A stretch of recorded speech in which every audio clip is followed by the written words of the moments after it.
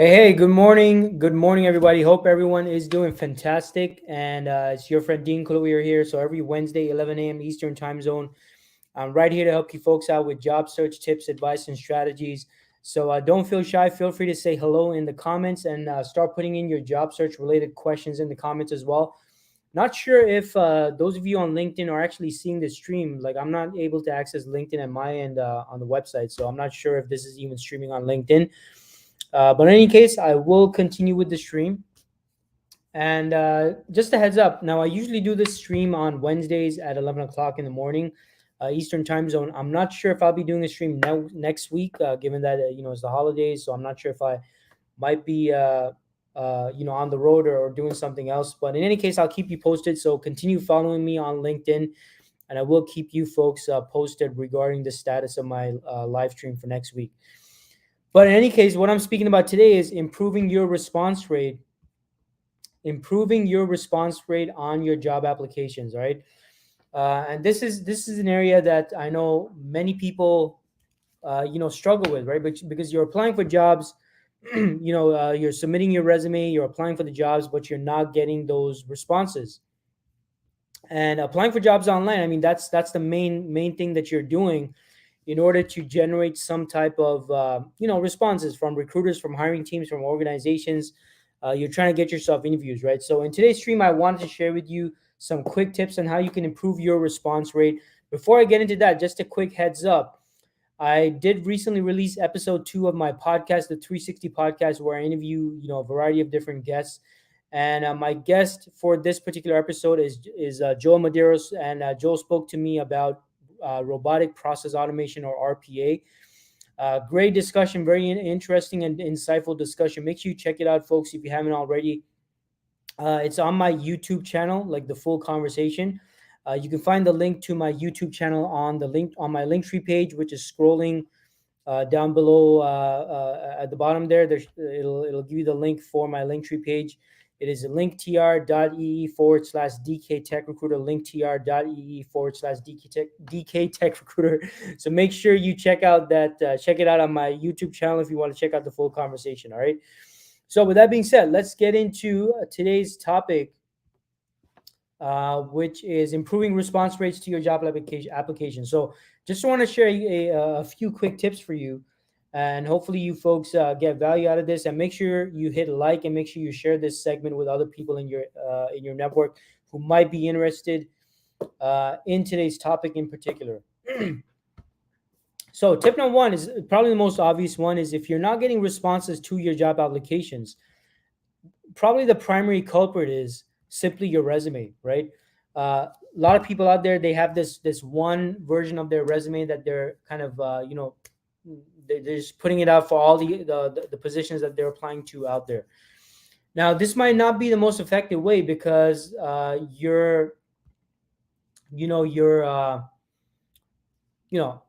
job that you're applying for, and the version of your resume that you have, it might not have the right keywords. You might not be highlighting the right stuff, right? So you got to make sure you're customizing your resume for every single job opportunity that you're applying for. And I know this is tedious, right? This can be time consuming, but it's one of the most effective and practical ways for you to improve the response rates on your applications.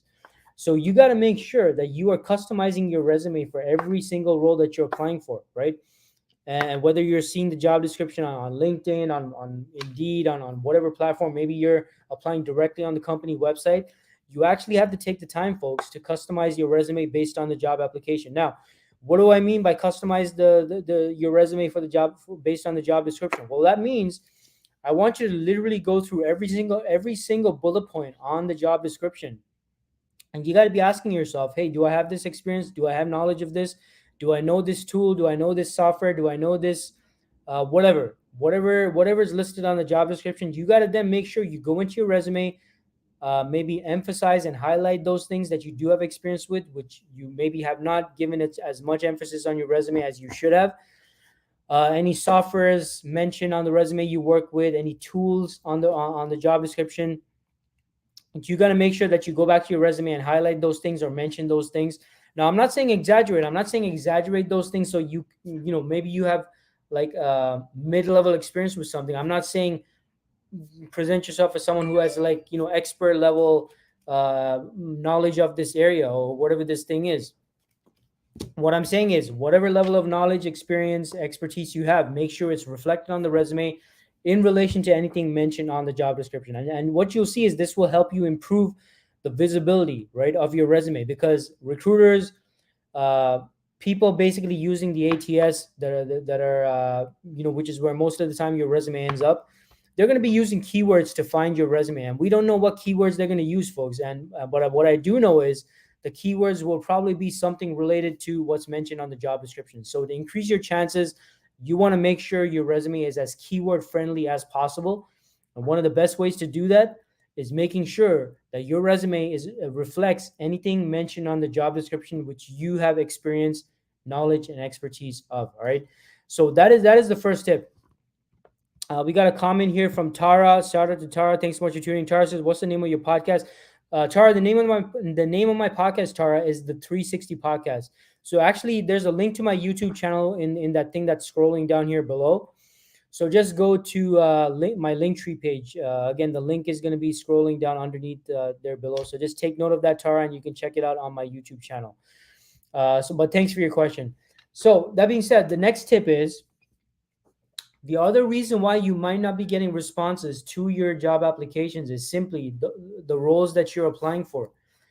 The roles that you're applying for, if the roles you're applying for aren't a direct, strong fit based on your experience and your expertise, then that is another reason why you might not be getting responses to your job applications.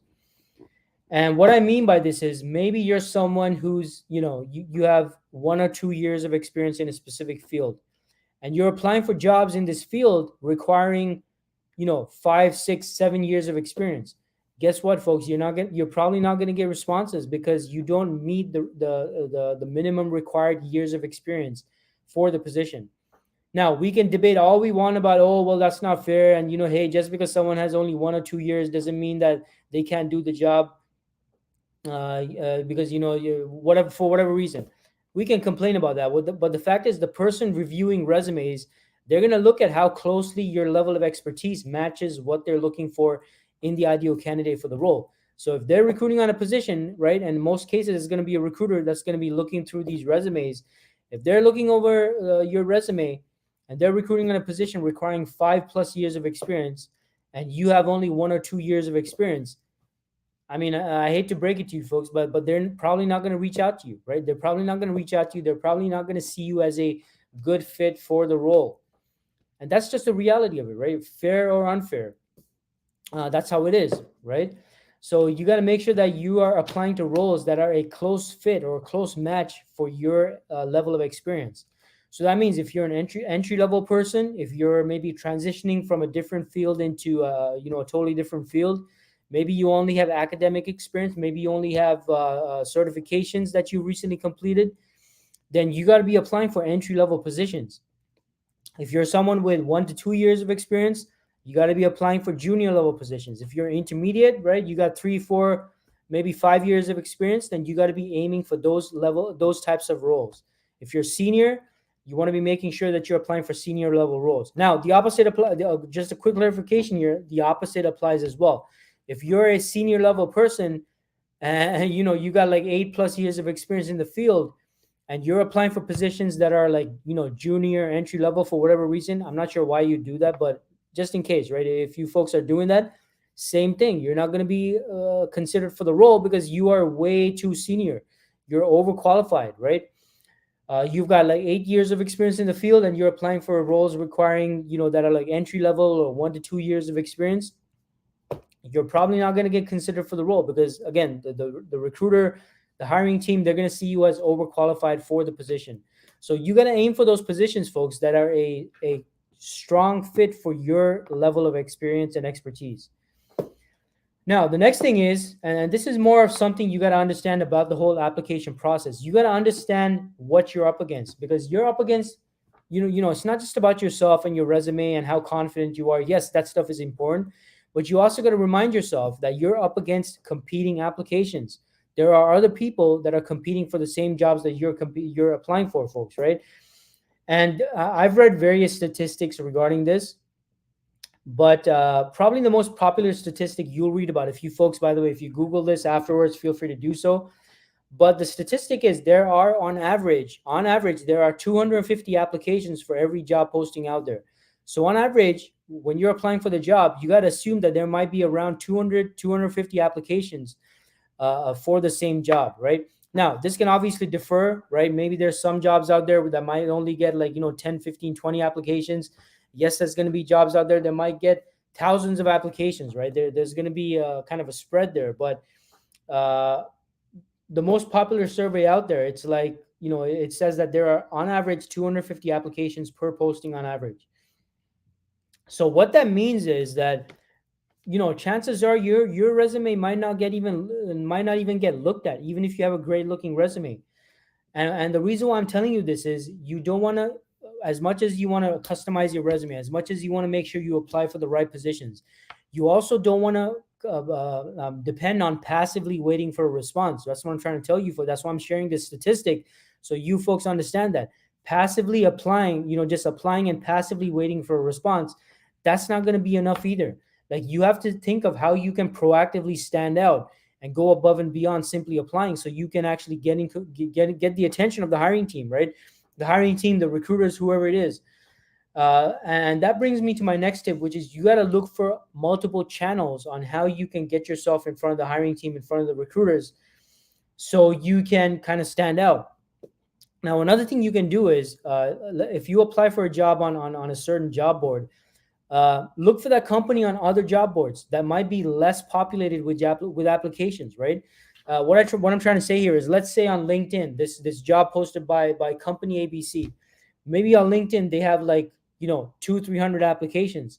But maybe if they have the same posting for the same job on some other job board, maybe Monster, maybe Indeed or something like that, maybe that on that channel they're finding lesser applications, that you might have a better chance of standing out on those other platforms. So if you apply for a job on LinkedIn with a certain company, also see if you can look up that company on some other job boards, right? Maybe Monster, maybe Indeed, maybe Dice. And maybe it's less noisier there. Maybe less people are applying on those other channels, on the other platforms, which will give you a better chance, because then when the recruiter logs into those platforms to see the applications, there's fewer applications, right? It's not like a couple of hundred. It's maybe, 10, 15, 20, something like that, which gives you a better chance of being seen. So you want to see if there's other possible channels where the posting might be posted by this particular company that you applied for.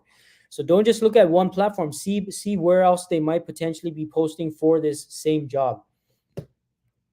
What's the other tip? The next tip is you also want to identify potential points of contact that you can reach out to directly. Now, this goes back to what I said before.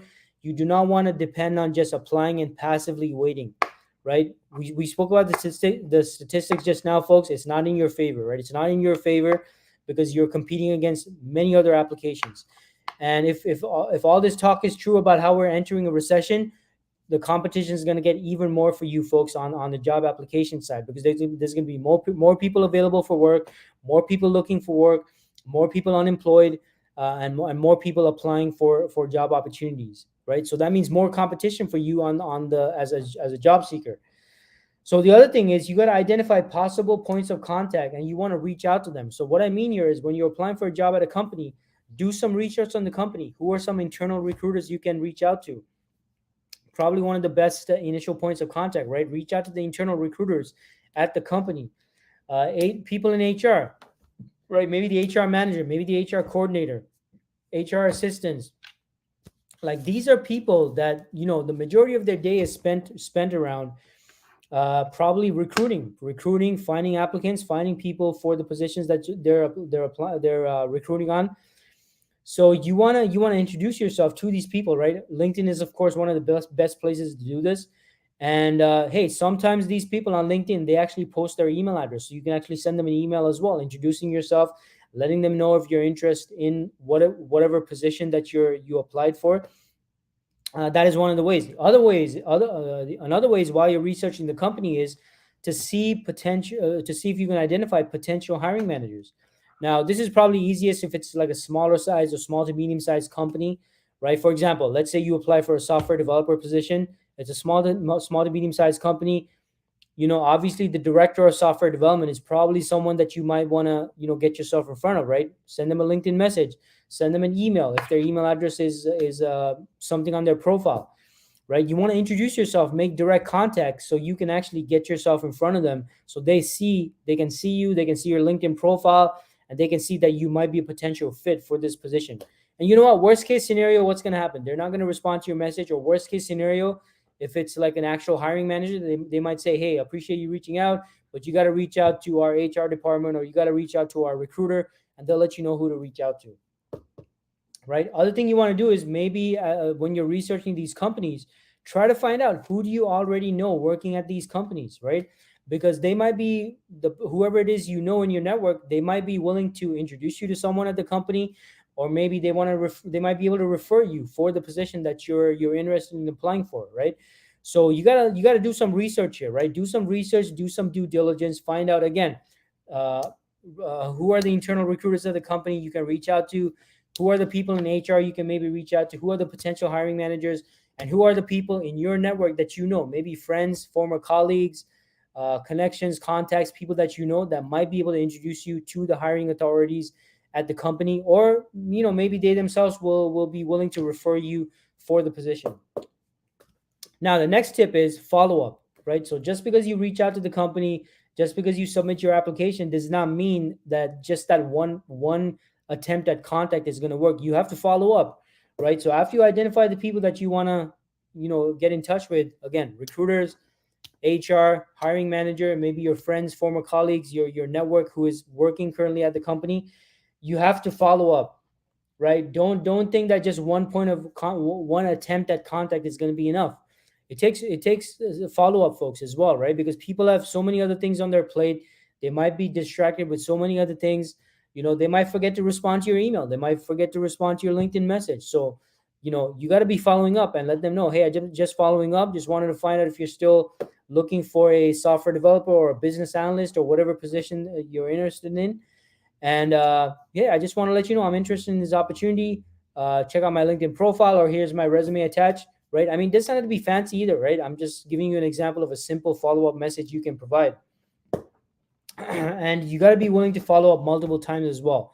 Don't just follow up once or twice. Sometimes it can take multiple follow up attempts in order for you to, get in contact or get in touch with the person that you're trying to reach. Uh, Final tip is, folks, you got to always be applying. Always be applying. Don't just apply to one or two positions, one or two companies, and think, okay, that's it, I'm done. No, you got to continue applying. Continue applying. Continue putting yourself out there. Continue filling your pipeline with multiple opportunities, because that also keeps you encouraged and enthusiastic as well, because you're not just putting all your hopes on one or two companies. Like, you got multiple companies that you're actively pursuing, right? You're reaching out, you're applying for the position, you're reaching out to the recruiters at the company, you're reaching out to the HR at the company, you're seeing if there's anyone internally at the company that can refer you. You're following up, and you're doing this with multiple companies. I mean, you're going to stay motivated. It's going to keep you motivated. And you're also going to be keeping your eye out on other opportunities that might be coming up with other organizations and other companies that you might be interested in. All right. So look, I hope these tips help. Make sure you hit a like and make sure you share with your network if you found this segment helpful. Just wanted to give a quick few tips on how to increase your chances of getting more responses to your job applications.